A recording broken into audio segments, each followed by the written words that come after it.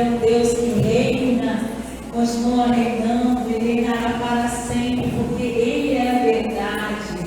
Nosso Deus, Ele é a verdade. O próximo cântico, ele tem como título Redenção. Se nós estamos aqui hoje, se essa luta está aqui hoje, foi pela graça do nosso Deus, porque um dia Ele decidiu nos amar, né? Nós não escolhemos a Deus, porque nós temos uma irmã na nossa igreja que fala assim: nós somos tão significantes que não temos a capacidade de escolher a própria roupa que vamos vestir.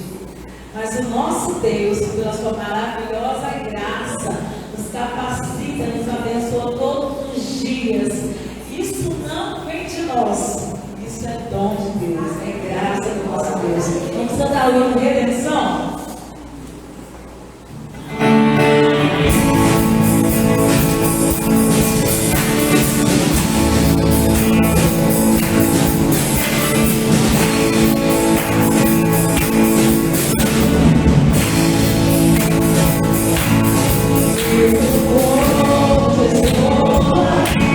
Pois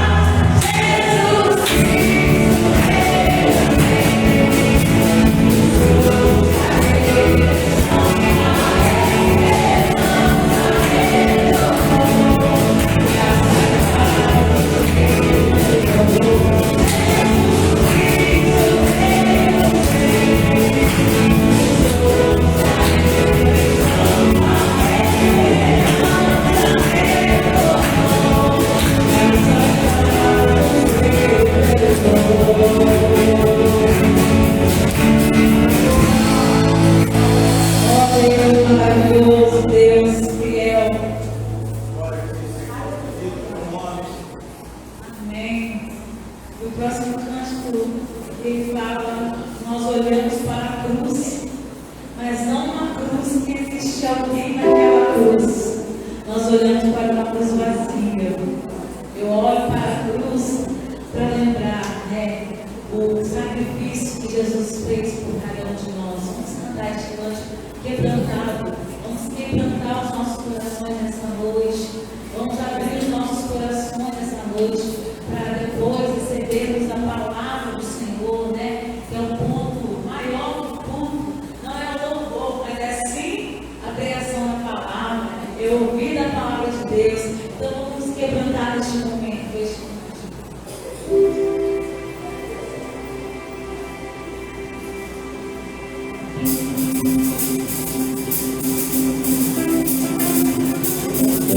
Obrigada, Senhor Jesus. Obrigada, Senhor, por essa noite, por estar vivo, por estar aqui, meu Deus. Obrigada.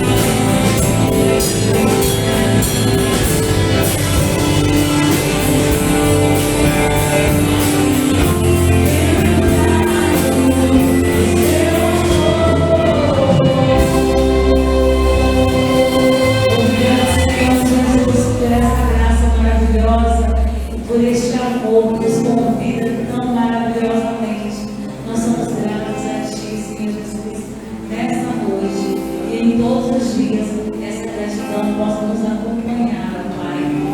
Que possamos ser gratos a Ti por este amor, Senhor, por este favor merecido, essa graça que nos libertou da nossa alma do pecado e nos trouxe para a luz. Obrigada, Senhor Jesus. Os irmãos podem sentar.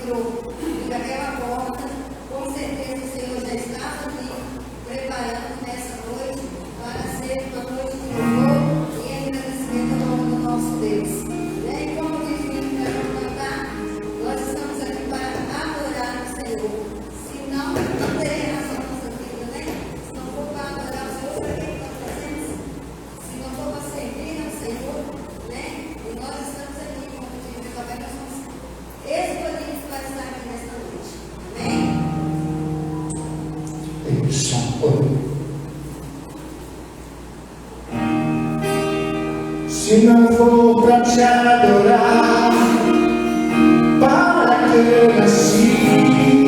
Se não for pra te servir, porque estou aqui? Se eu quero te adorar, Senhor, eu estou aqui.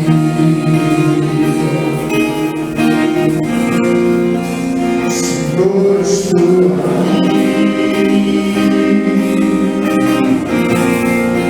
Senhor, estou aqui.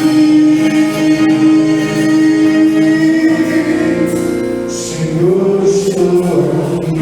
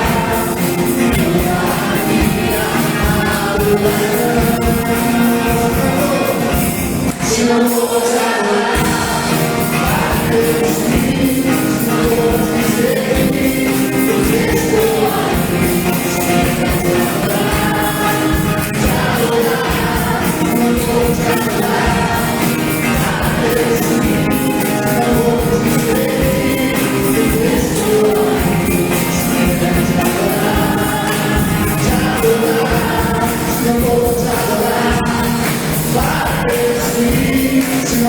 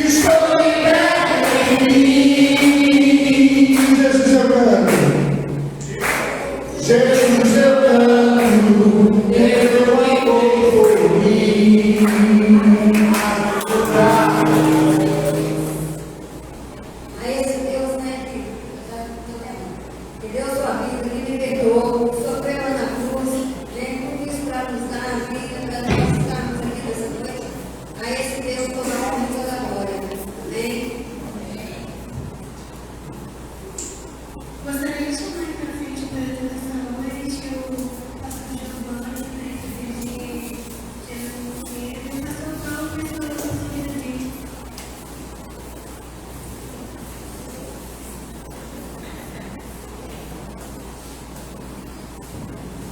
Para um pouquinho, feche os seus olhos. Deus está aqui. A presença dele aqui é uma realidade. Pai querido, nós te louvamos por podermos participar desse momento tão bom, que é de louvar e bendizer o teu nome. E o glorioso a Deus é que nós louvamos o Senhor aqui na terra, mas louvamos e louvaremos o teu nome também nos céus. Ó Deus, nós te pedimos, fala o nosso coração, que tu estejas usando o teu servo, o reverendo Giovanni, que tu possas, ó Deus, aplicar a palavra que ele recebeu à nossa vida, a palavra que o Senhor direcionou para o nosso coração. E nós queremos dizer que, Senhor, estamos receptivos, estamos abertos para recebermos a tua palavra. Fala, Senhor, ao nosso coração, usa teu filho, nós te pedimos em nome de Jesus. Amém.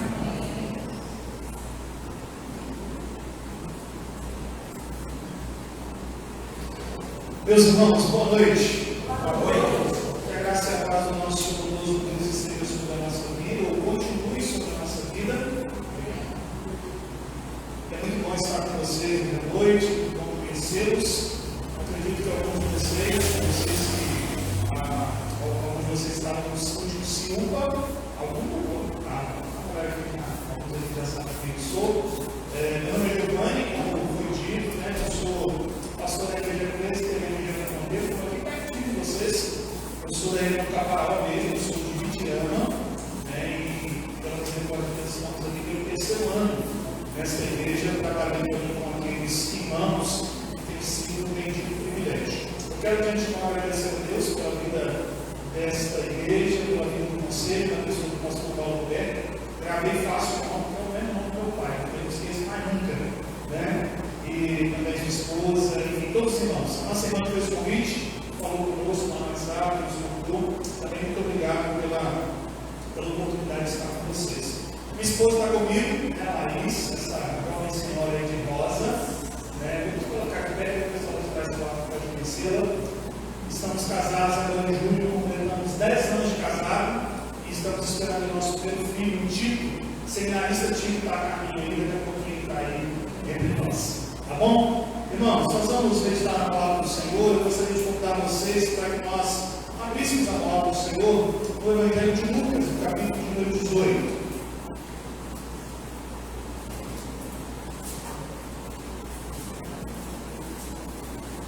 Evangelho de Lucas, capítulo 18.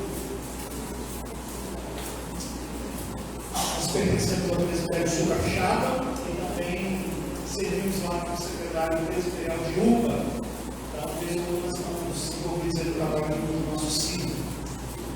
Lucas, capítulo 18.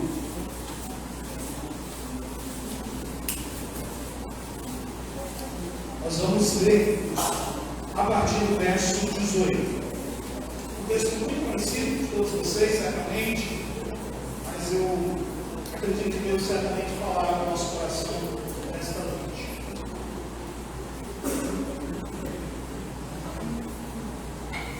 Lucas 18, a partir do versículo 18, nos diz assim: certo homem de posição perguntou-lhe: bom mestre, o que farei para herdar a vida eterna? Respondeu-lhe Jesus: por que me chamas bom? Ninguém é bom senão um que é Deus. Sabes os mandamentos: não adulterarás, não matarás, não furtarás, não dirás falso testemunho, honra teu pai e tua mãe. Replicou ele: tudo isso tenho observado desde a minha juventude. Ouvindo Jesus disse: uma coisa ainda te falo, vende tudo o que tens, dá aos pobres e terás um tesouro nos céus. Depois vem e segue. Mas, ouvindo ele estas palavras, ficou ficou muito triste porque era riquíssimo. Somente esses versos como base da nossa edificação aqui nesta noite. Irmãos, eu gostaria que vocês meditassem comigo ou me prestassem um pouco da sua atenção e pensássemos por um momento se nós pudéssemos, hipoteticamente, colocarmos a nossa alma em um leilão. Imagine que hipoteticamente nós pudéssemos fazer isso, colocar a nossa alma em um leilão. Quanto vocês acham que nós ganharíamos pela nossa alma? Quais são as ofertas que chegariam até nós?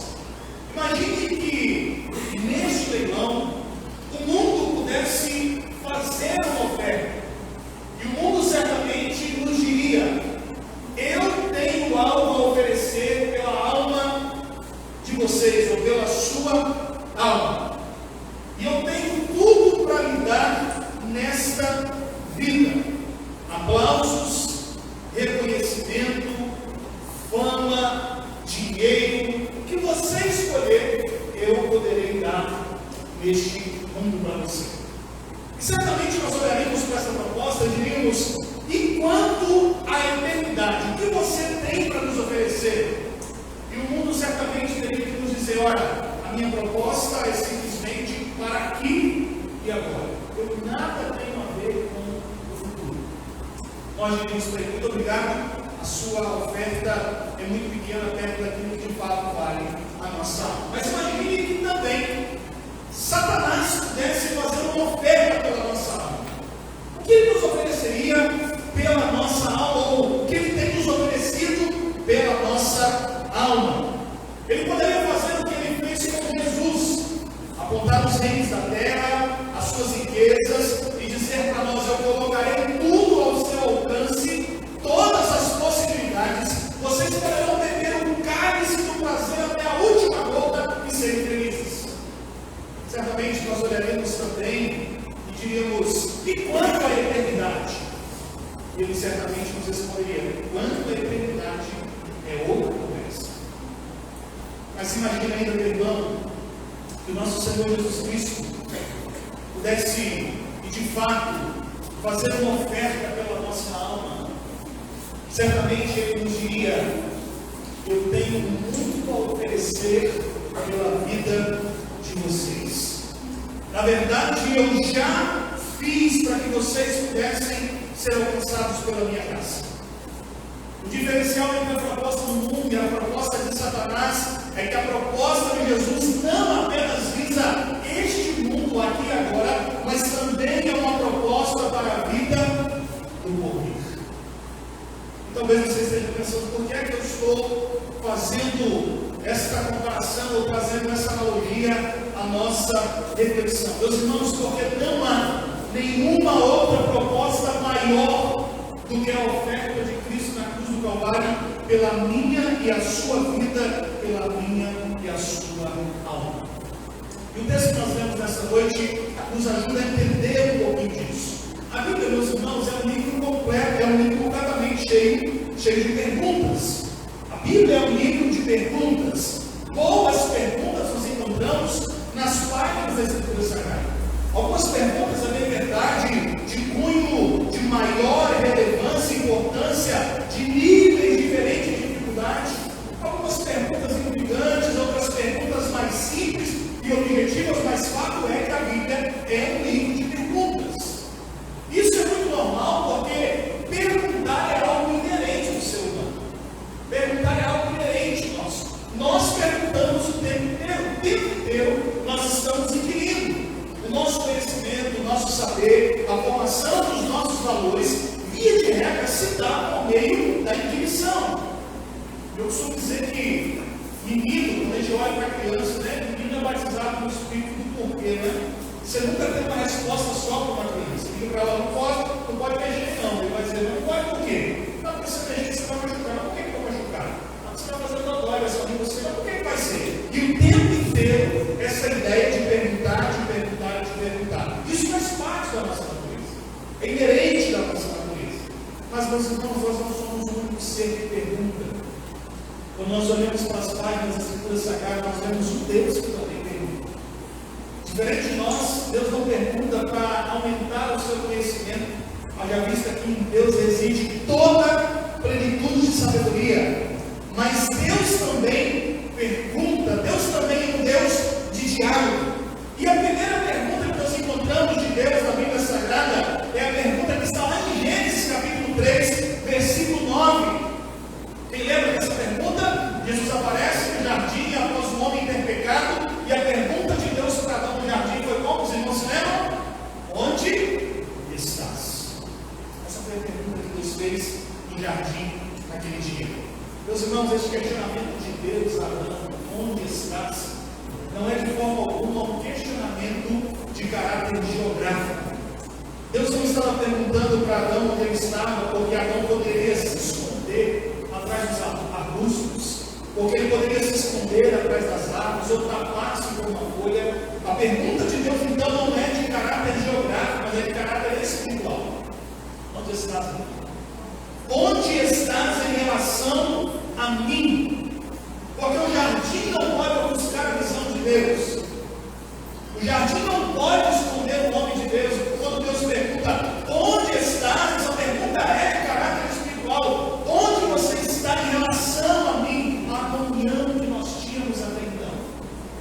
E o interessante, meus irmãos, é que de lá para cá essa tem sido a nossa atitude, a atitude da raça humana. A semelhança de Adão, sempre que nós pecamos, sempre que nós erramos, sempre que nós fazemos algumas coisas que entristecem o coração do nosso Deus, a nossa tendência é fugir de Deus ao invés de corrermos para Deus. E por que eu estou dizendo tudo isso aqui esta noite? Porque o texto que tem que estar diante de nós também é um texto que nos mostra um homem fazendo uma pergunta para Jesus. E a pergunta dele era: que farei para herdar a vida eterna? Existe neste homem, então, uma preocupação em relação à eternidade. Existe neste homem uma preocupação em relação a onde ele passará o restante da sua existência após esta vida. O homem do texto está preocupado com aquilo que virá após essa vida. E é por isso que todas aquelas propostas daquele hipotético leilão que eu mencionei para vocês no início do nosso sermão faz sentido. Porque apenas Jesus é capaz de nos oferecer tanto algo maravilhoso e precioso para esta vida, como também para o porvir. E pregar para esses jovens aqui nesta noite é uma oportunidade ímpar e singular, porque nós podemos deixar de maneira muito clara aqui, meu querido amigo, é que não há proposta que seja suficientemente boa pela sua vida ou pela sua alma. Qual é a proposta do nosso Senhor Jesus Cristo? O mundo tem muita coisa para te oferecer de fato.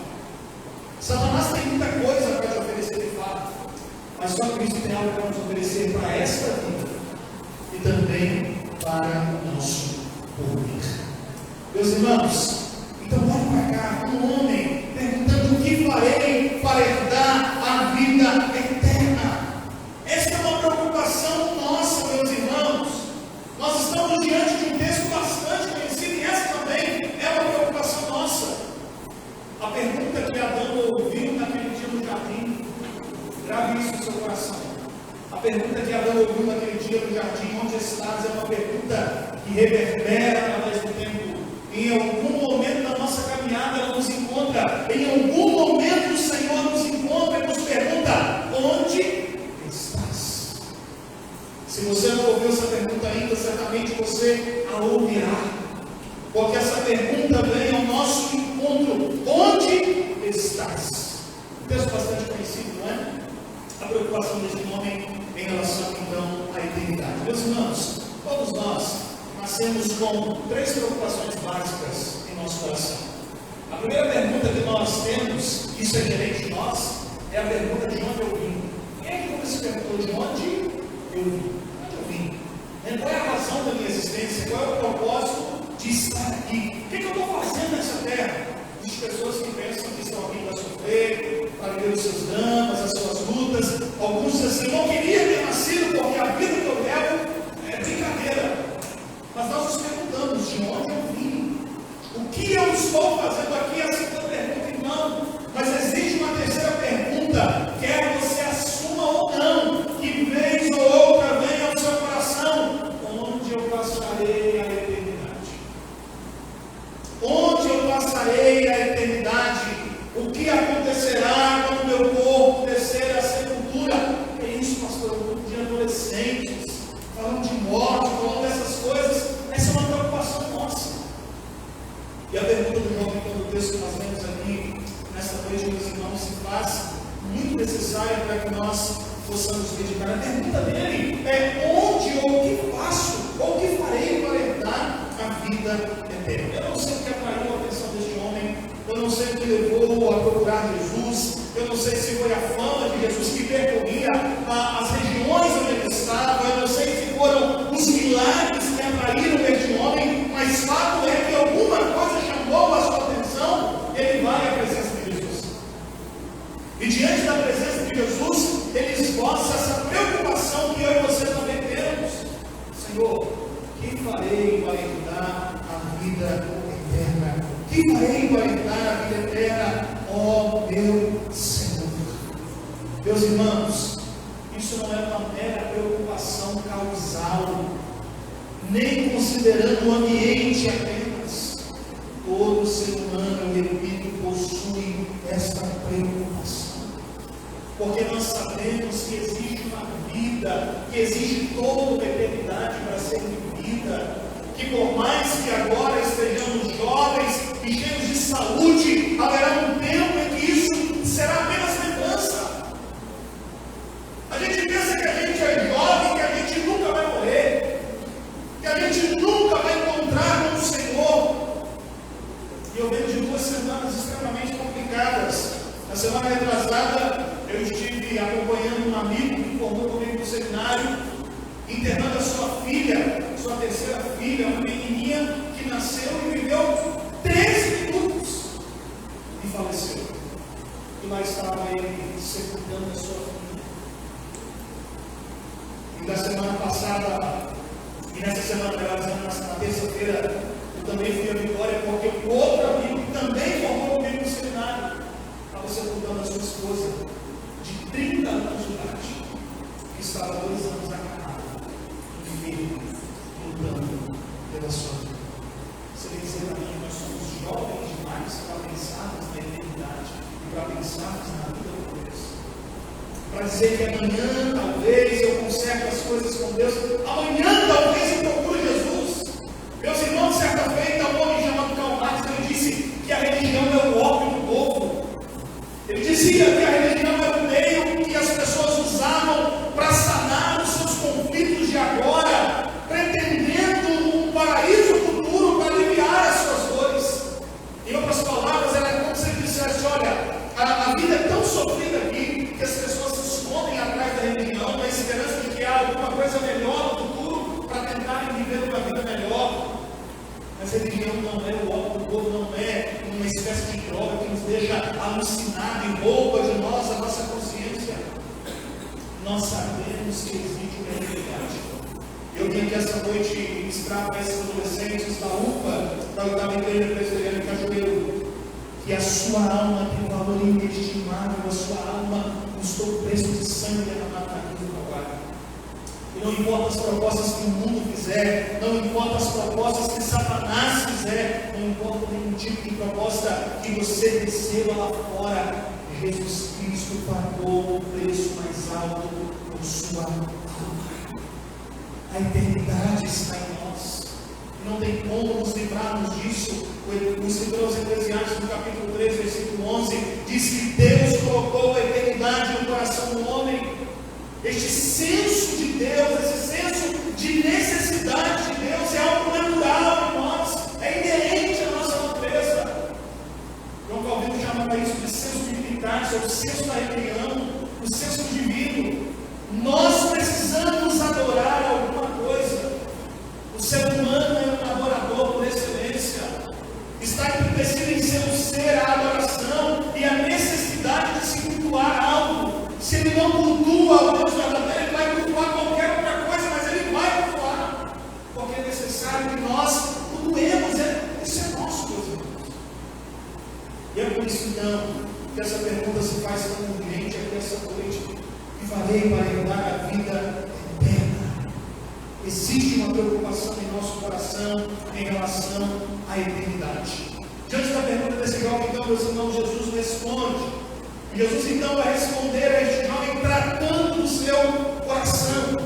Em primeiro lugar, o Senhor Jesus responde a este jovem, ensinando para ele que o seu conceito de bondade precisava ser revisto. Está aí neste texto. Jesus diz que esse homem chega, ou o texto diz que esse homem chega, chamando Jesus de bom mestre, que farei para herdar a vida eterna. E se você voltar os seus olhos comigo aí no texto, Jesus, no versículo 2, não questiona o ser chamado de mestre, mas questiona o ser chamado de bom. E ele diz, por que me chamas bom? Ninguém é bom, senão um que é Deus. Por que Jesus não se preocupa em ser chamado de mestre, mas aparentemente se preocupa em ser chamado de bom? Ele não é o sumo de tudo aquilo que é bom. Ele não é de fato bondoso, ele não é de fato misericordioso. Porque quando nós lemos, meus irmãos, a Escritura Sagrada, nós percebemos que a visão de bondade, daquilo que é bom para Deus, é diferente da nossa visão. Bom para Deus é aquilo que cumpre o propósito para o qual foi criado.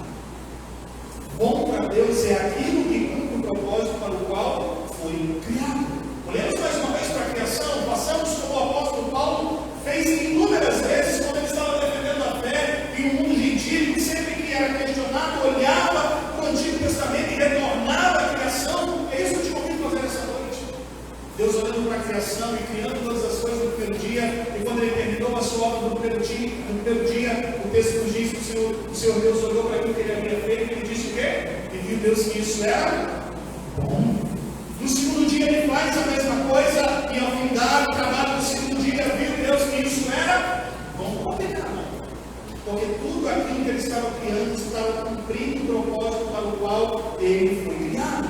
Quando ele cria o ser humano, ele diz bem, viu Deus que isso era muito bom.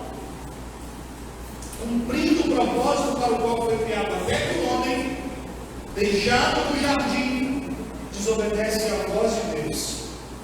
Rompe com o Senhor Deus e a comunhão que tinha com Ele, enveredando-se pelo seu próprio caminho. Aliás, se nós olharmos para o Éden, nós somos os únicos seres que não cumprimos o propósito para o qual fomos criados.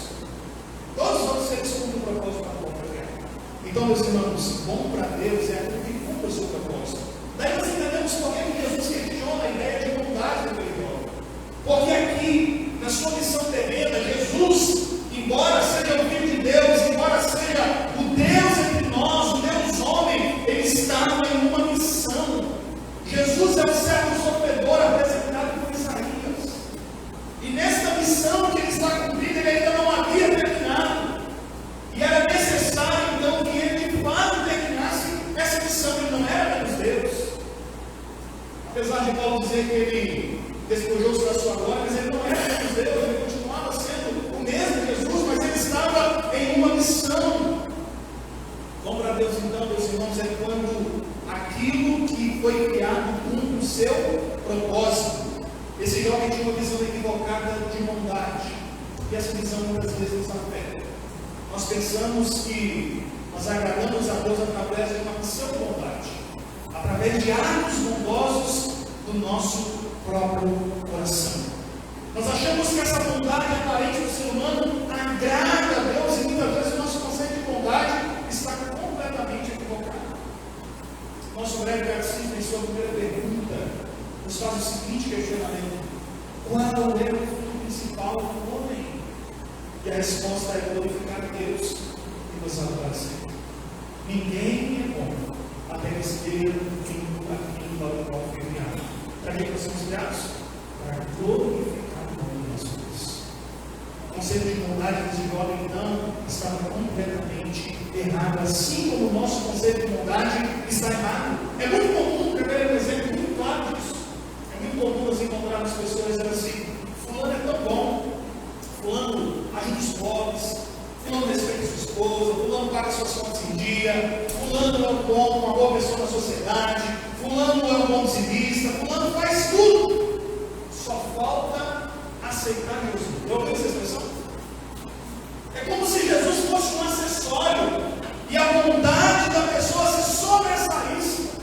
Meus irmãos, ninguém é bom a menos que seja cumprido o propósito para o qual foi criado. Jesus e o Evangelho da Graça, então, não é um acessório. Eu quero dizer para você nessa noite, meu amigo, jovem, irmão, senhor, senhora, que me escuta aqui esta noite. A pergunta em relação à eternidade precisa ser respondida, mas não é o nosso conceito de bondade que garante para mim e para você a vida eterna, porque Paulo diz que nós estamos debaixo de pecado, não há um justo sequer. De maneira que se nós esperarmos alcançar a salvação pelos nossos atos de bondade, nós pereceremos. Ah, pastor, eu participo da UPA, eu venho na escola dominical, eu toco no louvor, eu ajudo os meus irmãos, eu sou bom demais, Deus tem que me salvar por isso. A nossa salvação não se trata da nossa bondade, porque a nossa bondade, segundo o estudo bíblico, são contrários de bíblico. Aquele jovem tinha um conceito errado de bondade, assim como nós temos. Jesus então diz para ele: não existe ninguém bom a não ser Deus que está no céu. Mas a segunda coisa que Jesus nos ensina neste texto, para nós caminharmos aí, é que bajulação não funciona com Jesus. Lembra que nós temos uma pergunta: que farei para herdar a vida eterna? Nós precisamos melhorar o nosso conceito de bondade, saber que bom é aquilo que cumpre o propósito para o qual ele foi criado. Então, se você é ser humano, não adora a Deus, você não está cumprindo o propósito para o qual você foi criado. Em segundo lugar, a bajulação não funciona com Jesus. Veja o texto, ele não questiona ser chamado de mestre, afinal ele é mestre. Ser chamado de bom me incomoda um pouco, porque ele entende que o Pai apenas é bom. Mas Jesus conhece os inteiros do coração desse jovem, e por isso ele responde ele responde a esse jovem de maneira incisiva, que para muitos parece até ser uma grosseria de Jesus, não é? A resposta. Mas a bajulação não funciona com Jesus. Chamá-lo de lindo, cheiroso, grandão, isso não comove o nosso Deus, isso não move o coração do nosso Deus, isso não move a mão de Deus em direção ao pecador. Nós não recebemos o favor de Deus mediante a falsidade das nossas palavras, muitas vezes. Quando queremos barganhar com Deus, nós somos abençoados por Deus mediante a entrega sincera do nosso coração. Quando nós nos vemos em aperto, nós temos a mania de querer bajular Deus. Eu já fui adolescente igual você, eu tenho 33 anos de idade, e ainda ontem eu era um adolescente, e quantas vezes eu tentei barganhar com Deus, quantas vezes eu tentei fazer uma barganha com Deus: se o Senhor fizer isso, eu faço isso, se o Senhor me der isso, então eu vou servir ao Senhor, eu vou ir para a sua casa, eu vou participar da escola dominical. Isso acontece conosco. A bajulação, meus irmãos, o texto nos mostra que não move o coração do nosso Jesus. E este homem tinha uma visão equivocada de si mesmo. Esse homem tinha conflitos no seu coração, mesmo porque ele não consegue a paz de espírito que ele buscava. De outra sorte, ele não procuraria Jesus. Então, grave no seu coração o conceito de bondade. Bom é aquele que cumpre o propósito para o qual foi criado. Nós somos criados para glorificar a Deus. Bajular Jesus não move o seu coração. Acharmos que fazemos coisas estrondosas e Deus então olha para nós e fica espantado no céu dizendo: ó, olha o que fulano fez para mim, né? E a gente vem para o culto, a gente adora, a gente canta, a gente serve, e a gente diz: nossa, Deus deve estar impressionado com a minha coração essa noite. Como que eu cantei, como que eu peguei o livro daquele culto? Irmão, Deus brincando nosso. A bajulação não agrada, muito menos move o coração de Deus. O que move o coração de Deus, a nossa direção, é quando nós reconhecemos aquilo que de fato nós somos. Ó Senhor, por favor, não penso a mim, que sou pecador, necessitado da sua misericórdia. É assim que nós nos apresentamos diante do nosso Deus, reconhecendo quem nós somos, reconhecendo a nossa fragilidade. Autojustiça, então, meus irmãos, em terceiro lugar, não compra lugar no céu. Conceito de bondade. Em segundo lugar, a ideia de bajular Cristo como se isso comprasse o amor de Deus. Em terceiro lugar, a autojustiça não compra lugar no céu. Este homem, no texto que nós lemos, tinha uma visão equivocada de si mesmo. Embora ele tivesse conflito com si mesmo, por não conseguir a paz de espírito que ele buscava, este homem se gabava dos seus próprios feitos. O texto está nos dizendo isso. Quando Jesus indaga em relação aos mandamentos, ele bate no peito e diz: eu tenho guardado isso desde aquela cidade. Desde que eu sou jovem, eu faço tudo certo. Está tudo certo. Mas pare para refletir comigo, presta sua atenção.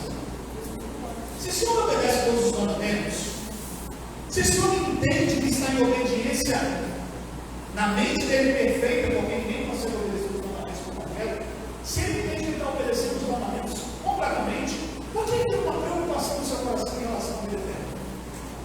Por que ele está perguntando Jesus? E farei para herdar a vida eterna? Ele já não obedece os mandamentos?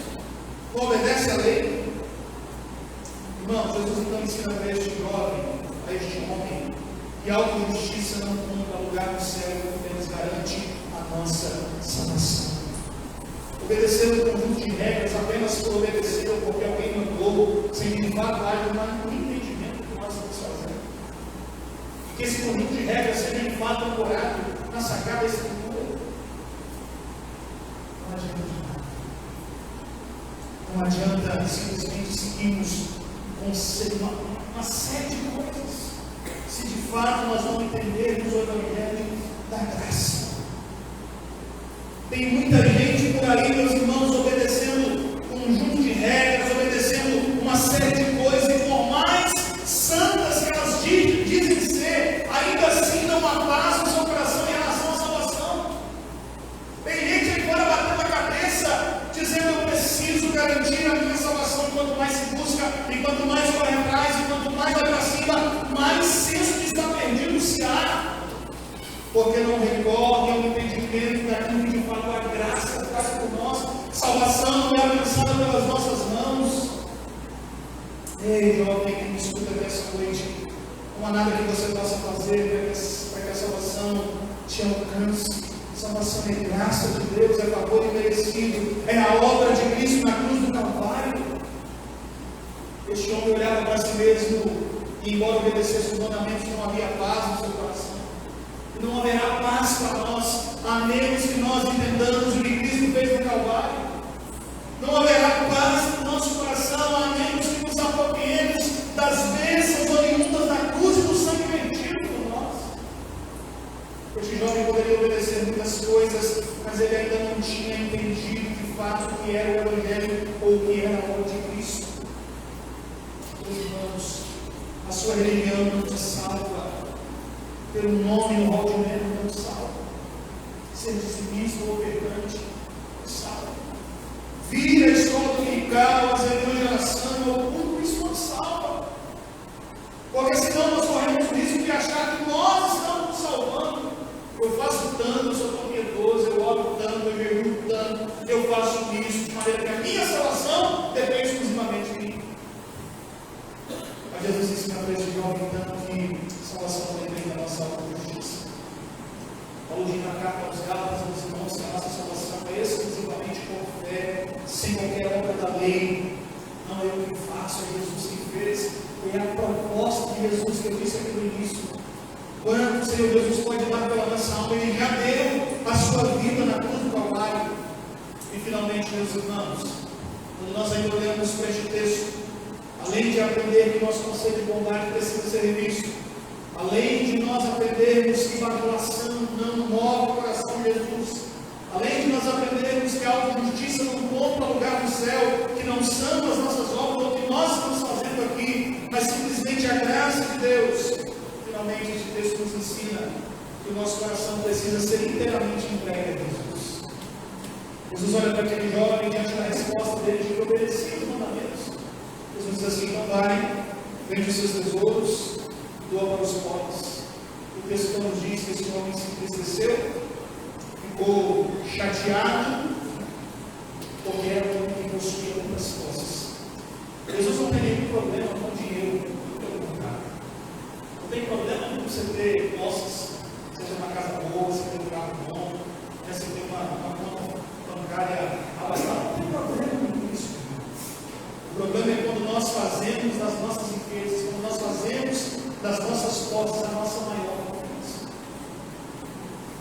palavra é muito interessante para um adolescente, para um jovem, porque nós estamos aí na transição da vida, alguns pensando aí em finalizar o ensino médio, finalizando, pensando que faculdade vai fazer, se casa, se não casa, eu vou conquistar a vida primeiro, aí todo mundo pensa, vou ganhar dinheiro primeiro, comprar uma casa boa, o carro dos meus sonhos, né? As meninas, eu vou lá na clínica tal, fazer umas paradas de estética lá, vou ficar bonitona, depois eu caso. E a gente vai colocando a nossa vida e a nossa confiança em coisas externas, como se isso de fato fosse trazer alegria ao nosso coração. Jesus então nos ensina neste texto que para servi-lo é preciso que nós entreguemos o nosso coração por inteiro. Jesus, meus irmãos, é perito em decifrar o nosso coração, e ele vai exatamente no cerne da questão deste jovem. Ele sabe que o coração deste homem é um coração enganoso, é um coração preso a outras coisas, além daquilo que Jesus pode ofertar simplesmente, na graça do Evangelho. E Jesus então mede exatamente na ferida deste homem. Na ferida deste homem.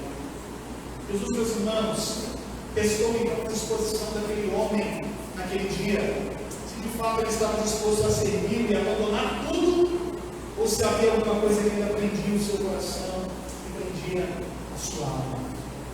A pergunta que eu te faço sobre essa noite é: o que falta para que você se entregue completamente para Jesus? O que ainda rouba o lugar de Jesus no seu coração? Meus irmãos, tem algo que nós precisamos entender de maneira muito clara: é que Jesus não divide o espaço do nosso coração com nada. Ou nós nos entregamos literalmente, inteiramente para Jesus. Porque não dá para servir dois senhores, não dá para servir, meus irmãos, duas coisas antagônicas. É preciso servirmos a Cristo e tão somente servir a Cristo. O que ainda domina o seu coração, as paixões, os desejos, o interesse pelo lucro, o que domina o seu coração e o que te impede nessa noite ainda de se derramar completamente e dizer: Jesus, a partir de hoje eu quero te servir com todas as minhas forças, com toda a minha energia, com toda a minha disposição. E não há nada mais glorioso que ver um jovem, um adolescente se entregar a Cristo de tal maneira que ele decida viver uma vida inteiramente para Ele. Entregar o nosso coração para Cristo, meus irmãos, é deixar que Ele domine completamente o nosso ser, é deixar que Ele domine as nossas escolhas, as nossas vontades, os nossos desejos. Para que esse negócio de querer fazer a vida primeiro, para depois você se casar, para depois. Eu estou pensando nem para casar, viu? Agora é não casar, viu? O pessoal está aí, eu sei que vai tomar uma fase que as meninas não passam um apelo para casar, né? Pelo menos na igreja. Se tiver jovem solteiro aí, depois me procura no final do culto, né? Casar uns meninos aí, crente com crente. Irmãos, quando eu me casei, a Laís era estudante, eu trabalhava no mercado da minha irmã, ganhava um salário mínimo. Nós ficamos um ano, uma luta tremenda, né? Para ajeitar as coisas. Eu queria formar uma casinha lá que meu pai havia me dado, e a Laís estudando ainda, numa outra cidade. A gente vai casar, vamos servir ao Senhor, vamos casar, casal, marido e mulher, e vamos viver para Deus e para Jesus. O que vai nos impedir? Meus irmãos, 10 anos não fazer de casar. Não foi fácil, muitas lutas, mas pela graça de Jesus foi sustentou.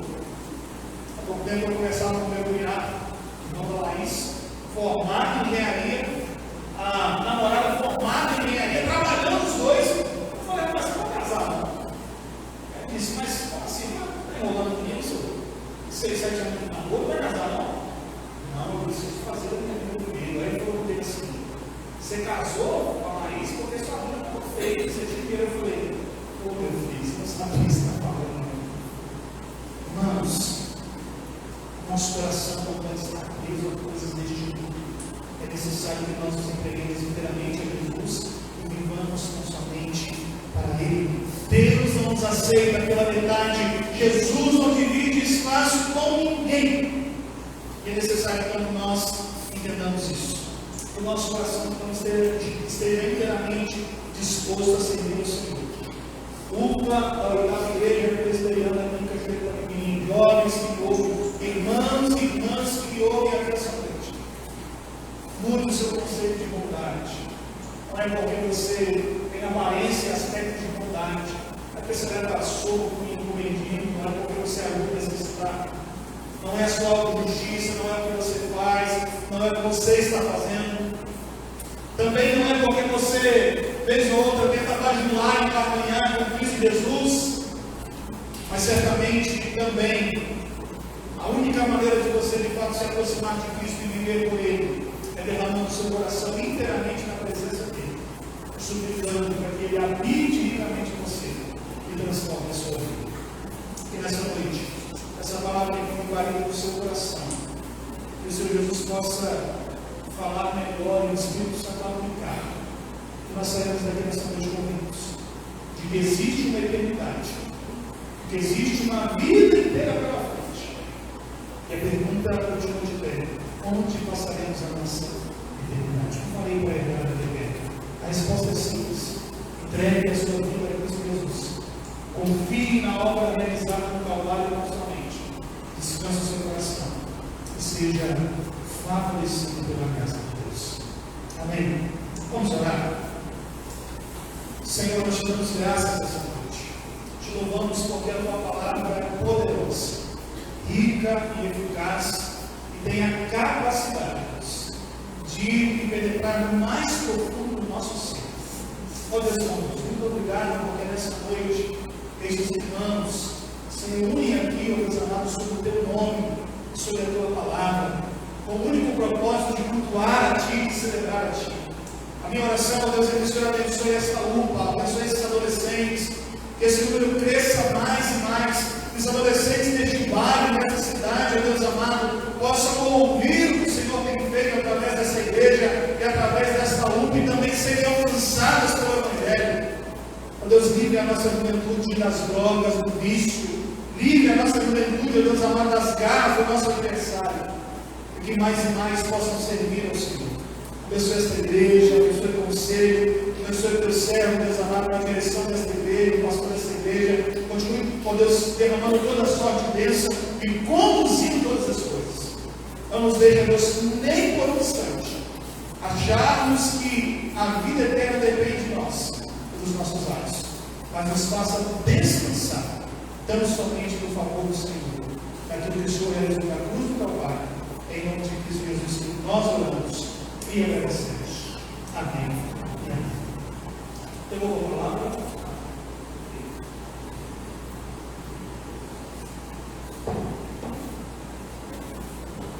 Boa noite, pessoal. É triste, mas a nossa programação está chegando na reta final. E eu queria chamar então o Codorati para vir aqui à frente uma última vez, para a gente poder agradecer ao nosso Deus pelo nosso sétimo aniversário.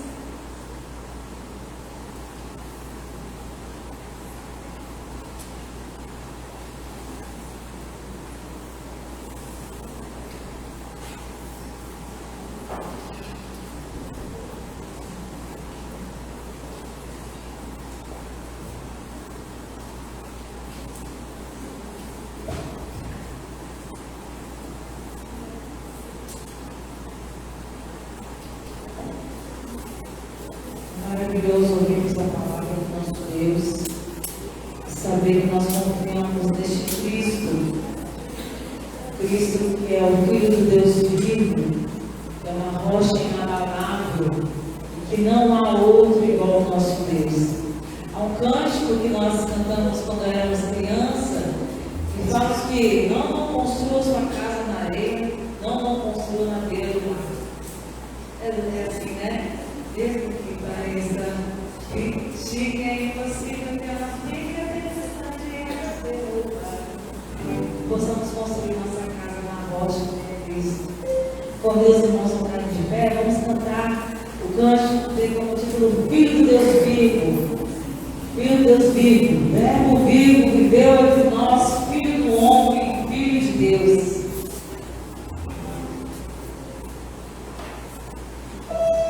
Oh,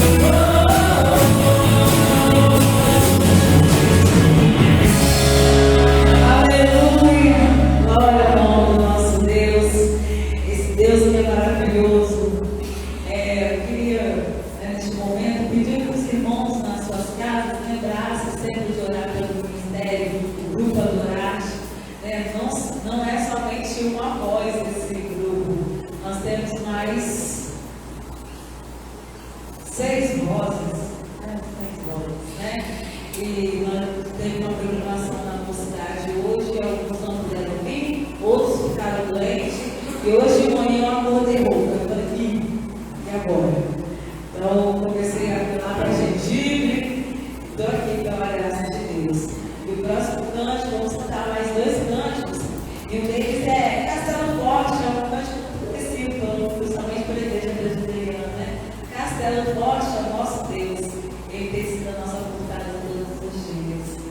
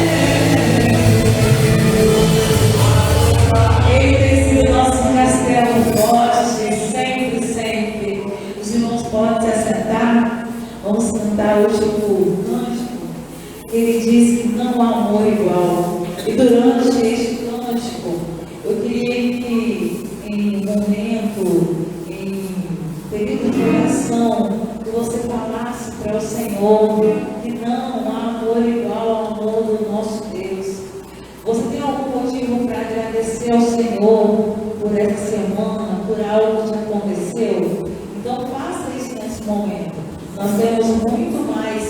coisas a agradecer do que a pedir. Então, faça esse momento, agradeça ao Senhor, fale ao Senhor, nada se compara ao teu amor, Jesus.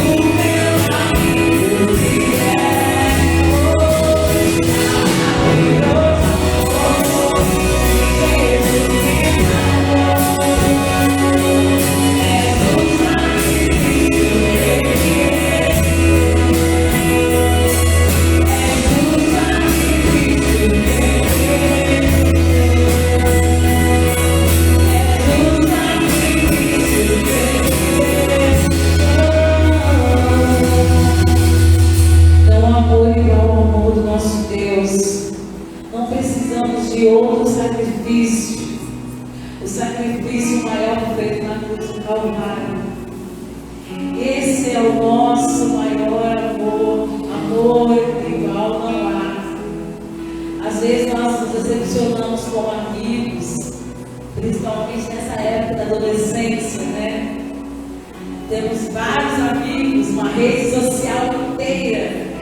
Tem pessoas que têm 5.000 seguidores, mas quando precisa de uma oração, precisa de irmão, eu posso contar com você, às vezes não consegue contar com 10, às vezes não consegue contar com 5 amigos verdadeiros. Mas eu quero dizer para vocês essa noite, adolescentes, e todos os outros estão aqui, o Senhor é o seu amigo fiel. Eu lembro que na minha época de UPA, a minha UPA na minha igreja, nós éramos em 50 adolescentes. Ano passado eu fui coordenadora da UPA, ela se lembra do congresso. Hoje nós temos na UPA, até o ano passado, 12 sócios. Eu fico muito triste em falar isso, porque era uma UPA de 50 adolescentes. E eu posso te falar, hoje não tem 10 daquela época que estão na SAF, estão na UMP, não tem naquela época, não tem.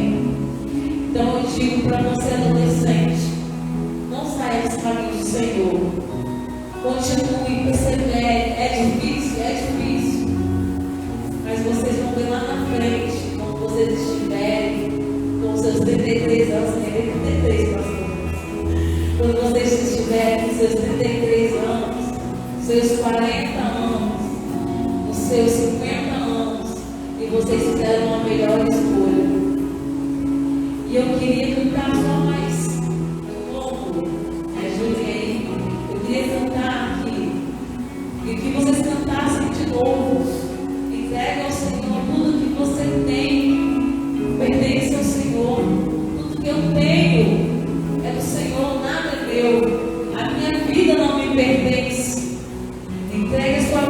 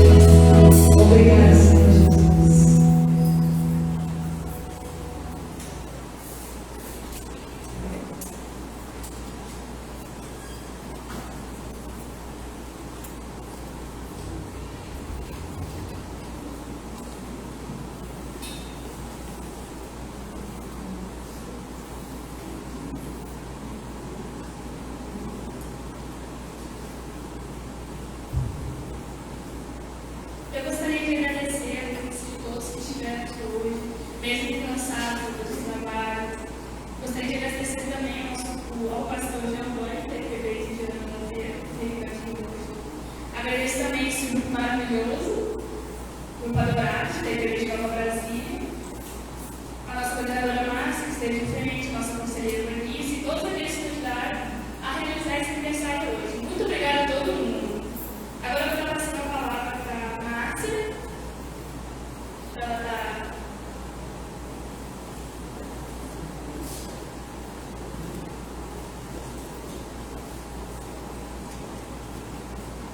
Eu gostaria de chamar aqui na frente o pastor Giovanni e a sua esposa, para a gente estar assim, entregando um limozinho em nome da nossa UPA, e que o Senhor abençoe na caminhada, nosso neto bebê, nos comunique, né? Você vai estar orando.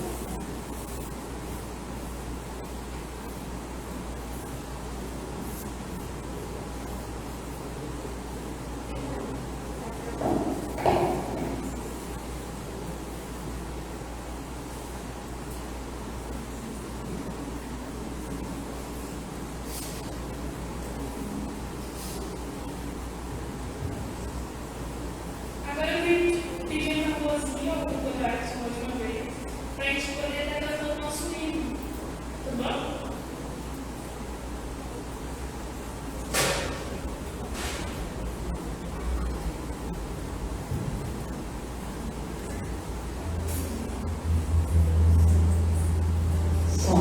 Eu quero pedir licença e chamar da UPA. Cadê a UPA da igreja?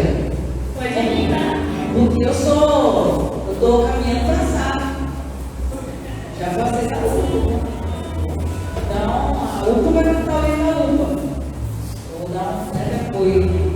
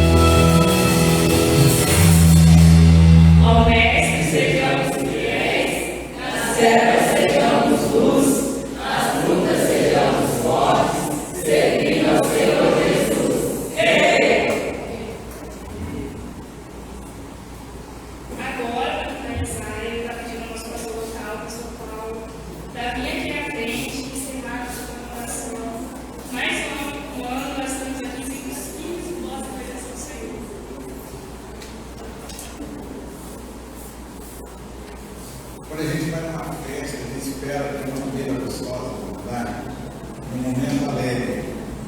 E nós tivemos isso aqui, uma boa palavra de Deus, um momento alegre, louvando o seu nome.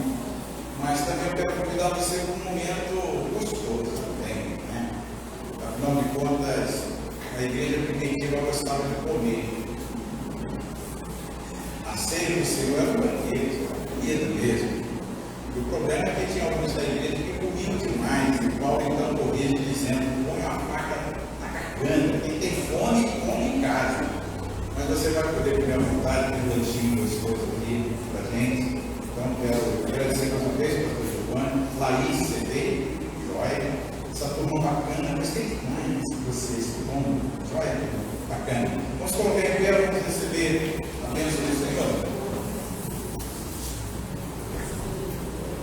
Que o Senhor, Ele esteja à sua frente para te guiar, que Ele esteja à sua retaguarda para te guardar, que Ele esteja à sua direita para te sustentar, que Ele esteja acima de você para te iluminar, que a graça de nosso Senhor e Salvador Jesus Cristo, que o amor infinito de Deus Pai Todo-Poderoso, as doces e ricas consolações do Espírito Santo, seja com você, meu irmão, seja com você, meu irmão, seja com o povo de Deus espalhado sobre a face da terra, hoje, agora, para todo sempre. Amém. Deus te abençoe muito. Vamos lá, comer uma coisa gostosa. Mais uma vez, Deus abençoe muito você.